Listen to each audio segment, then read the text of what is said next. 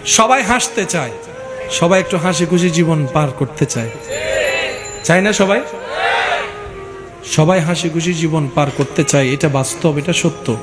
কিন্তু কখনো যদি একটু খেয়াল করে দেখবেন, নিজের মুখের হাসির চাইতো অন্যের মুখের হাসি দেখতে বেশি সুন্দর লাগে। কখনো একটু সুযোগ পেলে অন্য কাউকে হাসতে দেখলে একটু তাকায় থাকবেন। আপনার যতই মন খারাপ থাকুক, ওই মানুষটার হাসি দেখে দেখবেন আপনার এখানে একটা শান্তি লাগছে।